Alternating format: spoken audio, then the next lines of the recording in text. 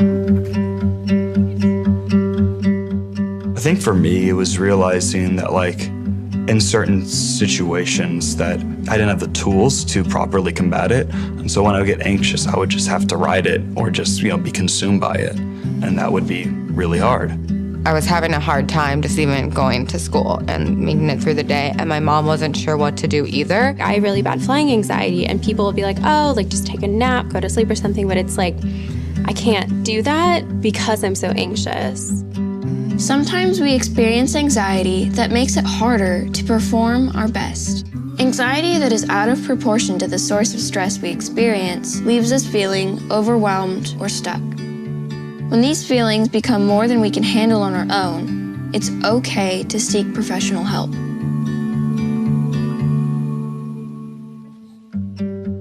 Can I talk about my own experience? So I just did a Google search and looked up therapists near me, or Christian therapists near me, because I wanted a Christian therapist.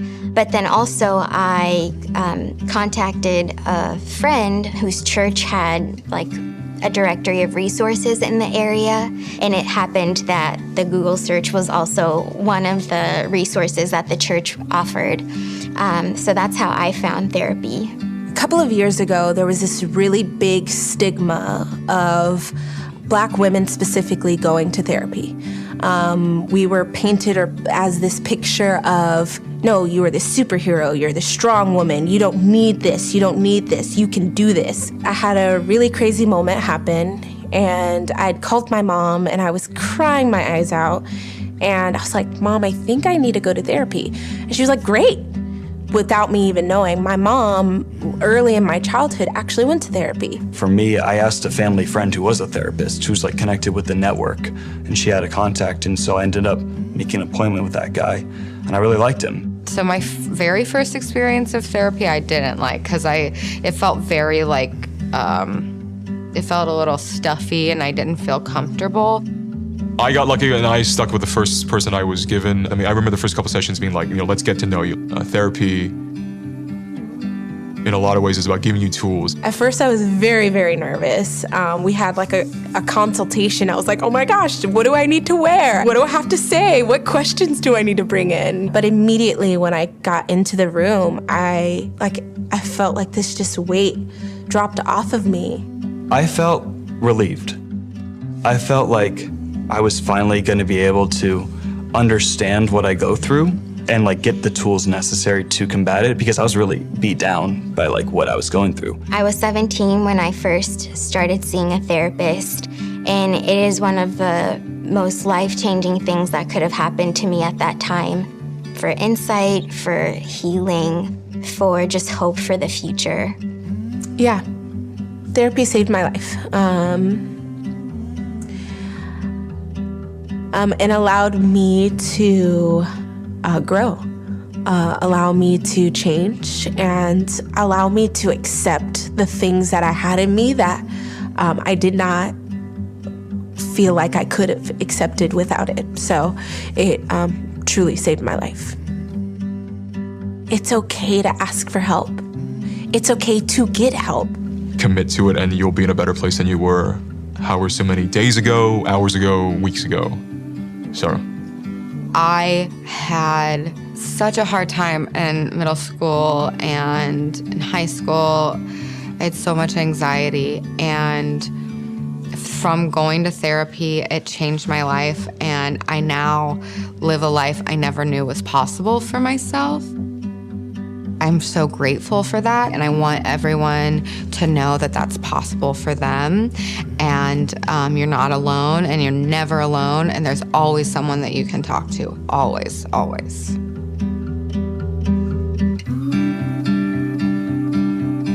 If you have a friend that's in therapy, I would say the best thing you can do is just support them. Don't try to belittle them. Don't say, oh, you don't need this.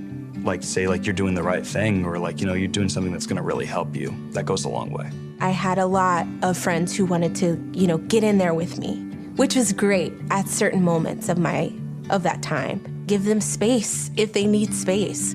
What works for you might not work for your best friend, even if you're similar in every other way. If they want to talk about it, be a listening ear. Especially with men in American society, it's really hard to talk about that stuff.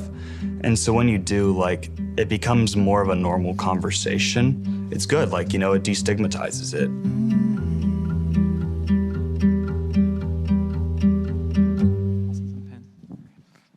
What up?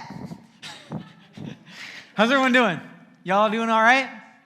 9th and 10th graders, we got some of you in here. I know some of you are watching online. Everyone watching online, what is up? We're back, kind of. I mean, I know you guys were back a couple weeks ago, but really, for you 9th graders, this is the first time that we are like in this space together. Because 2 weeks ago when y'all were here, I had to get a COVID test. It was negative, obviously. But Josh filled in for me. And then last week, our 11th and 12th graders joined us here, and y'all were away. So now we finally get to hang out, and I'm so excited to get to know you better and to re-hang out with some of you 10th graders. Online, y'all have to wait till next week if you're in 11th or 12th grade, but y'all get the point, right? We're back together. It feels good, doesn't it? And we're talking about anxiety. Yay. That's the right response. Yay. Anxiety. We're talking all month about anxiety because we live in an anxious world. We got COVID. We got racial tensions. We got protests going on. We got fires. We got hurricanes. We got an election coming up. There is anxiety. And some of you are like, that's not even my biggest problem. None of those are. Because if you saw the way that I looked in the morning, when I look in the mirror, you would know why I really have all this anxiety. Am I right? And for the so you're like, yeah. And if you feel like I don't understand what it's like to look at yourself in the morning, I just want to introduce you to 9th grade Misha. Here we go. This is 9th grade Misha. There you go. That guy, look at that part down the hair. Come on, that's a straight part. You don't get that shine without some good conditioner. Let me tell you something. Let me tell you what this guy didn't have, a girlfriend. And he wouldn't have a girlfriend for at least 3 more years because that haircut, it was just too cool for the girls. There, yeah, throw it back up there. But, wow, there you go.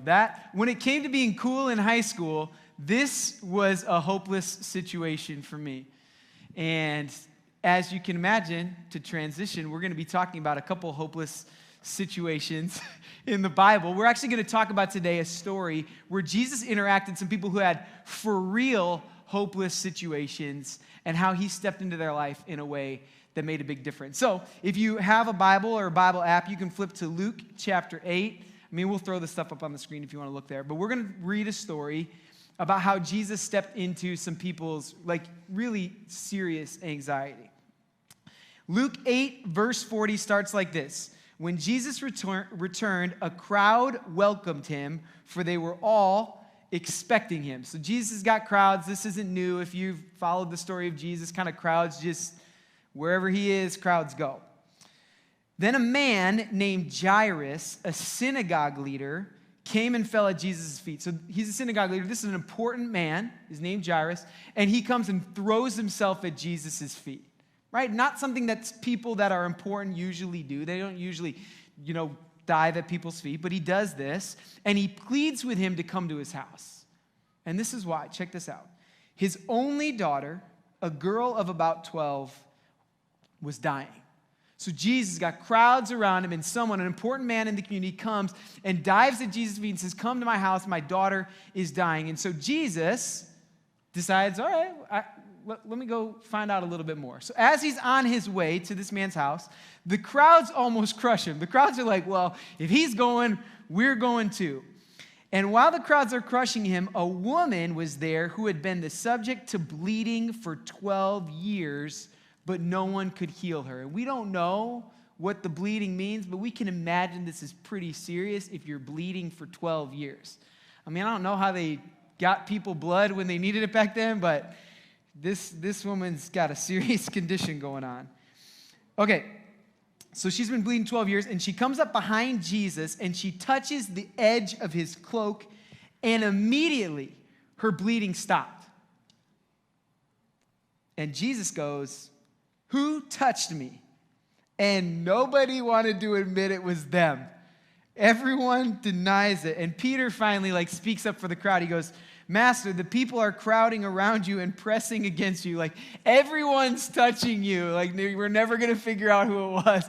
Why are you even asking?" And Jesus says, no, someone touched me. I know that power has gone out from me.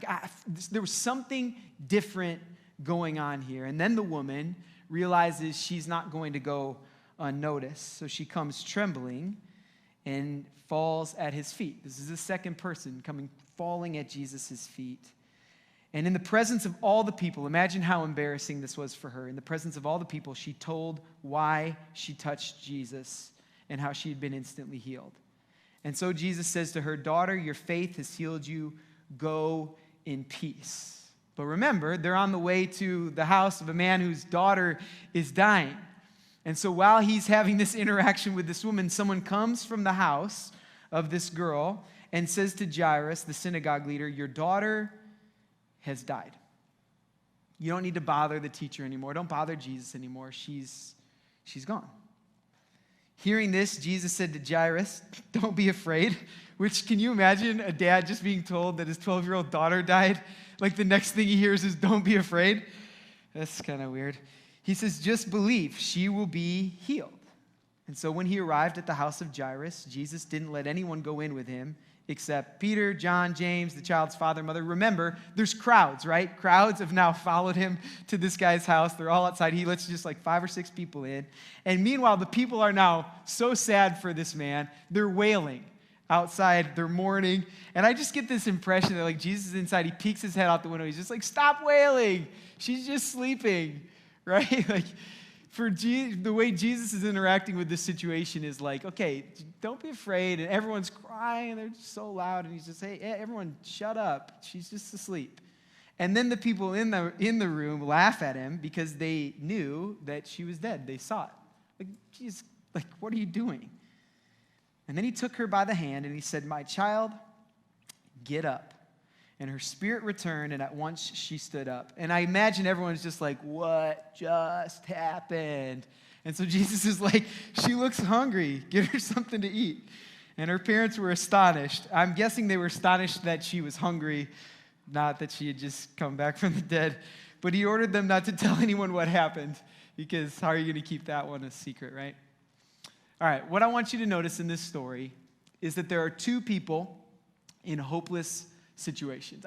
Extreme, right? You have a woman who's been sick for 12 years. No one has been able to help her, and they've probably given up trying. And you've got this girl who has just died, and her dad is a mess. And I noticed a few differences in the story. Maybe you noticed them too. In the first one, the woman is surrounded by a crowd of people, but they're all strangers. And she doesn't seem to have anyone that's kind of in her life. And then in the girl's story, she is surrounded by people that love her and care about her and are doing whatever they can to get her help. But both of them are in this kind of hopeless situation. They're disconnected from the people around them by something related to their health. And I love this because Jesus, at the beginning of the story, remember, he's going somewhere. Jesus, his goal that day was not to go to Jairus' house. And there were crowds that were going to go wherever Jesus was going. And Jesus stops in the midst of whatever he has to do. He stops in his tracks to interact with this woman and then to engage with this girl who had died. And I love this about Jesus. It's actually one of the things that impresses me most about Jesus. Wherever he is, whatever he's doing, he's never too busy or too consumed not to stop and engage the people in front of him. The people in front of Jesus were always the most important to him. This woman, everyone had given up. She had tried everything she could, and now she was left just hoping Jesus could do something. Maybe if I touch his cloak. And Jesus didn't just wish her well and on her way. No, he stopped everything. He stopped the crowds and engaged with her. And the same thing, the group of people came to Jairus to say, it's a lost cause, she's dead. And Jesus didn't just move on and go to the next thing. He stopped and he interacted. And this is interesting to me because we can pull a lot of things from this passage. But I want you to get this, all right? If you don't listen to anything else about this passage, listen to this. That no matter how young or old you are, no matter how hopeless your situation seems, no matter what anyone else says, what anyone else thinks, when you are hurting, you are Jesus' top priority. And this is really important because if we're honest, there's times where we would hope that we were someone's top priority, where we've been going through something and our friends and our family missed the cues. They're not paying attention to us and they need to. And we understand it, right? Because we've been busy too. When our friends need us, when someone in our family really needs us, but we're just too busy to even see what's going on. And I just love that Jesus, and he just never seems to miss that. He never seems to miss what people are actually going through. In fact, he even calls out the other guys in the story, his friends, his disciples, for not paying attention to what was going on. And this made me think as I was reading this story this week, how many times have I been going through my life and not paid attention to the needs of the people in front of me? How many times have I just not even gotten close enough to people to ever even know what's going on in their life? And then when I do know what's going on in their life, how many times have I refused to step into what they're doing because I've got too much going on in my life? Both the sick woman and the girl's dad were so anxious that they were just determined, we've got to reach out, we've got to go get somebody to help us. And they reached out to Jesus. And it made me think, while it's always wonderful to have someone that will stop in their tracks and reach out to you, sometimes we need to stop in our own tracks and reach out for help. Maybe you've been there where you're kind of experiencing the same thing over and over, the same triggers that just send you to this place where you don't want to tell anybody, you just want to be alone, and then you get alone and then you feel hopeless, and it's in that hopelessness that just cycles you back to wanting to be more alone and talk to less people, and it's just like this vicious cycle that just keeps you alone and sad and anxious, and we just can't work our way out of it. But think about it. What if there were people? What if there were people in your life, in your circle, that actually, when you reach out, they actually want to get you the help that you need? Look, even though our feelings sometimes are they're crippling, and we don't want to be vulnerable, and we don't want to engage anybody else in what we're going through, if you can just push yourself out the door, I promise you there are people that want to, that have actually been thinking of it as their responsibility to help you. We talked about this a little bit last week. If you missed it, go back and watch online. We talked about your circle. Who are those people in your circle? Maybe it's your parents. Maybe it's some medical professionals, a teacher. I hope that you would see me as someone that's in your circle. You got your small group leaders. You got your small group. Hopefully these people that are in your circle are people that you can reach out to when you're going through something. But I know that sometimes anxiety feels overwhelming. So I'm just going to give all of you 3 things to remember, 3 things you can do, or at least to put in the back of your mind so that when you feel overwhelmed, you can kind of go to these to get some help, all right? The first one's going to seem simple, but I'm going to ask you to participate with me. The first one is just breathe. Can everyone just take a deep breath?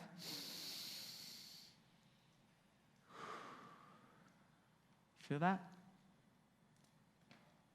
When we are anxious, sometimes just pausing to take a deep breath, it's so difficult.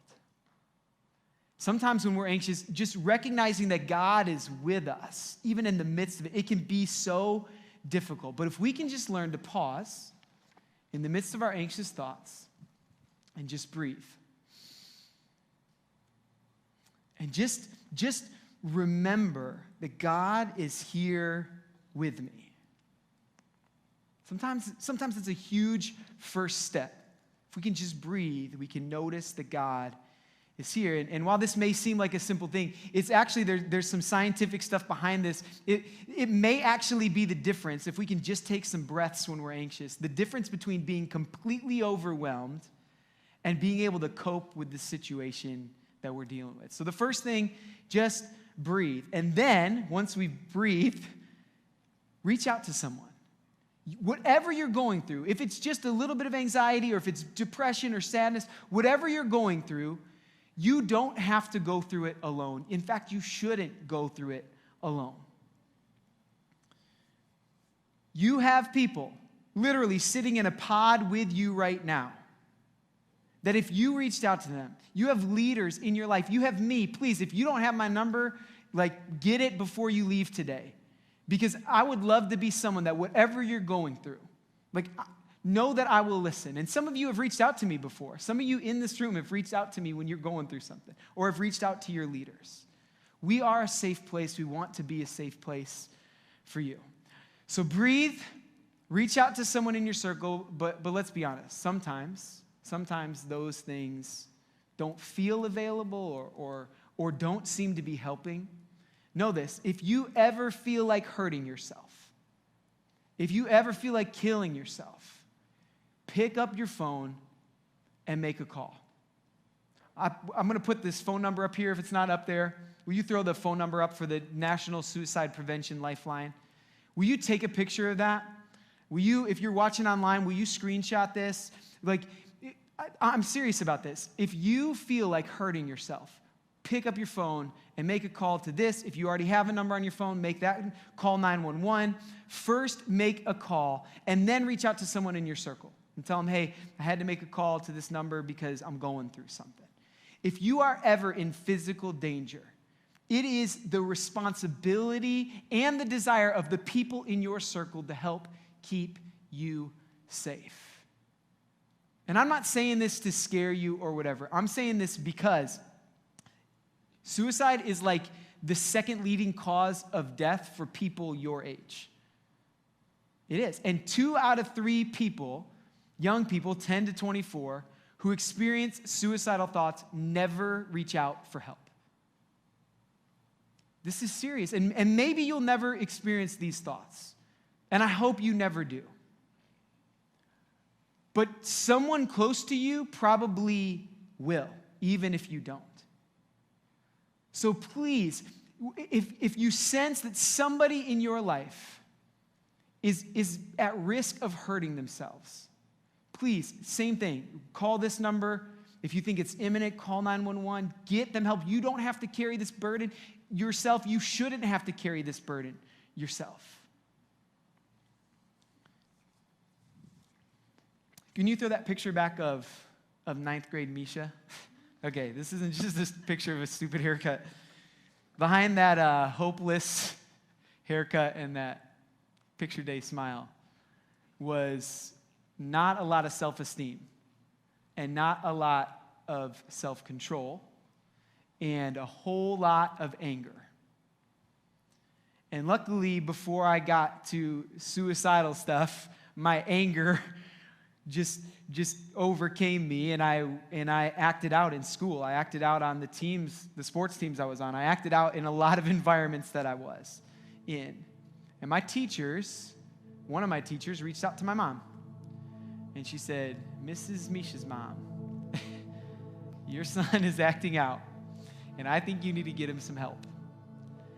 And my mom got me in contact with a professional counselor who gave me some tools for dealing with my mental health, the stuff that I was dealing with.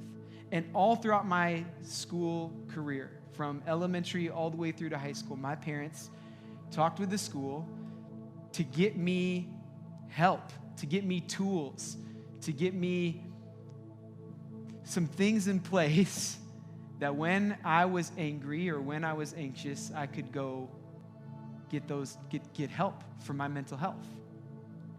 Looking back, I am so thankful to God that I had people in my circle that noticed something in me and didn't just do nothing. That those people were in my circle, God had put them in my circle for a reason, and when they recognized that I needed help, they got me help.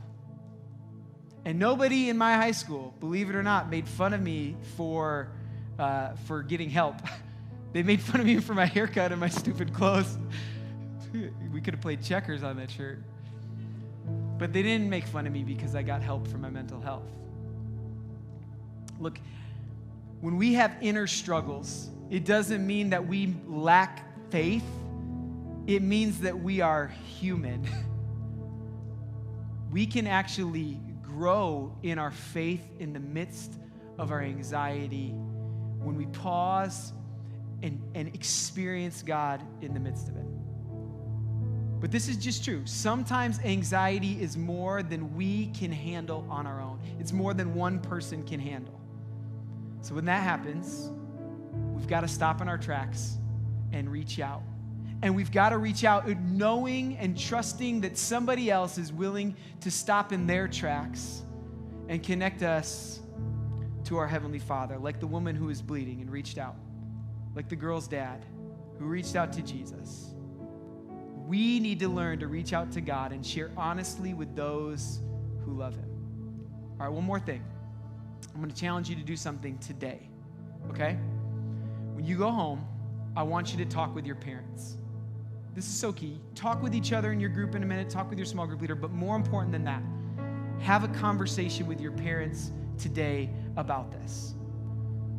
Because wherever you're at, maybe you're not struggling with any of this stuff now. Maybe you're not struggling with anxiety now, and that's okay.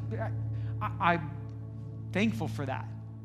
But have a conversation with your parents tonight about who's in your circle, about who needs to be in your circle.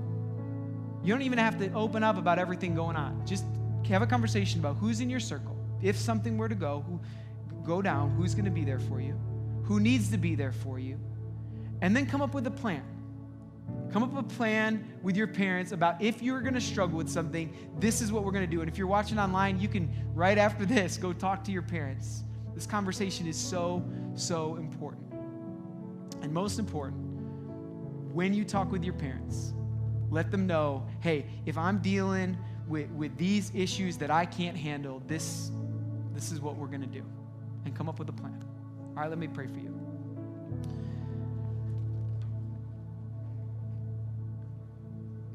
God, you are holy, and I'm so thankful that in Scripture we have this passage, this story of this woman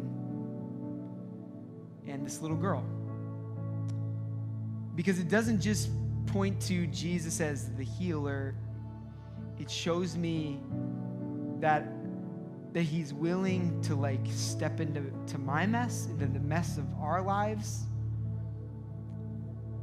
And God, I know for me, that helps me to trust you, and it helps me to trust people who love you. And so, God, I just pray for the students and honestly, the leaders, the volunteers in this room. God, that whatever we're going through, that we can find peace from this story, that we can find comfort from this story, that we can get courage from this story to trust you with whatever we're going through. And God, I just pray for whoever in this room is going through something right now, that you give them the strength to reach out to someone. And God, I pray that just like you did with the woman and just like you did with the girl, that you'll begin the healing process for whoever turns to you.